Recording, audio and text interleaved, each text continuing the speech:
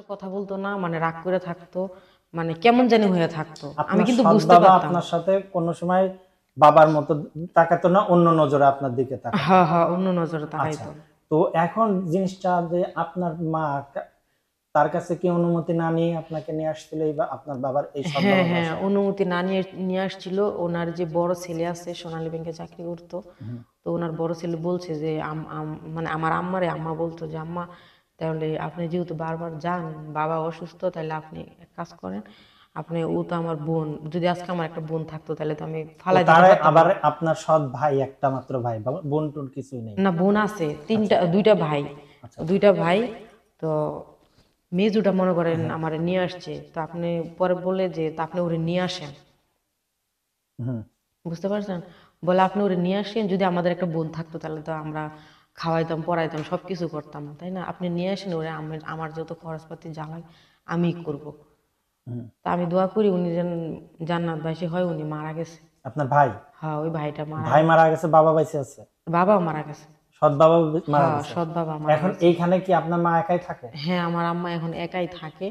তো আমি আবার আমার আম্মার সাথে থাকি না। আমার আম্মার সাথে যে কোনো বিষয় হোক, আমার আম্মার সাথে আমার একটু ঝামেলা হয়েছে, এখন এই জন্য মনে করেন যে আমি আমার আম্মার থেকে দূরে থাকি। আচ্ছা, এখন আপনার সৎ বাবা আপনার কিভাবে, কি কোনো অন্য কোনো কিছু কখনো অফার টফার বা অন্য, মানে থাকে না একটা পুরুষ মানুষ একটা মেয়ের না দিকে না, এগুলা অ্যাঙ্গেল? কোনো উনি তো বয়স্ক, ওনার তো বয়স্ক ছিল। তো উনি মানে মানে একটু অহংকারী ছিল আর কি। আচ্ছা আচ্ছা একটু অহংকার ছিল, হিংসা ছিল, যে মানে উনি এরকমই, মানে কোনো মেহমান যদি বাসায় আসতো, উনি কোনো বাজার করতো না, আচ্ছা। এরকম ছিল। তারপর আপনি এই বাবার এখানে তাহলে এইভাবে আপনি থাকলেন আমি কিভাবে? প্রচুর পরিমাণ কষ্ট করছি এখানে, মনে করেন যে এতটা পরিমাণ কষ্ট করছি, কারণ আমার লাইফে তো প্রথম থেকেই কষ্ট। হ্যাঁ, দ্বিতীয় কষ্ট তো আমি জন্ম থেকেই হ্যাঁ, জ্বলছেন জন্ম আগুন। থেকে আমার কষ্ট, দ্বিতীয়টা তো আমি কিছুই মনে করতেছি না, এখন কষ্টকে আমি সুখ মনে করি এটা।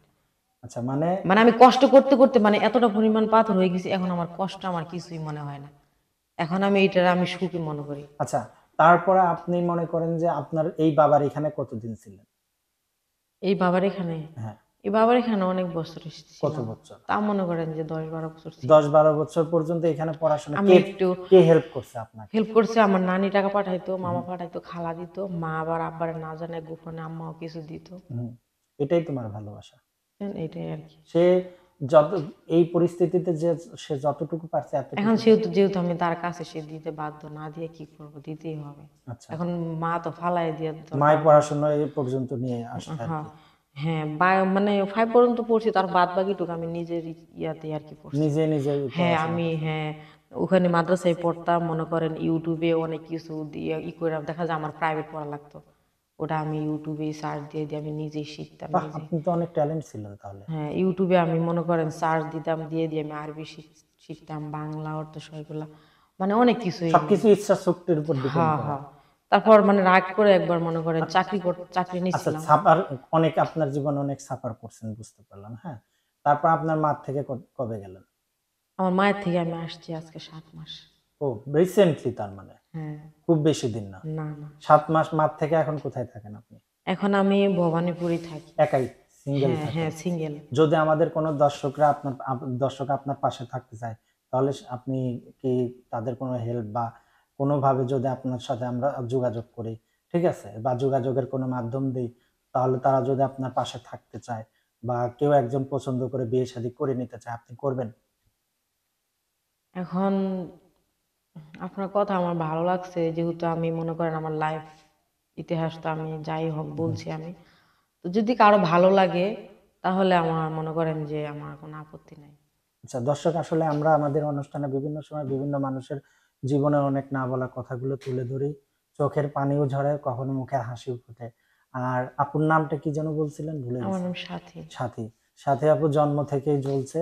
তো তার এই জ্বলার পাশে যদি কেউ কোনো পাশে থাকার কোনো সাপোর্ট চান, তাহলে অবশ্যই আমরা যোগাযোগের ব্যবস্থা করবো, আপনারা তার সাথে যোগাযোগ করতে পারবেন। সাথী আপুর কথা ছিল এমনটাই।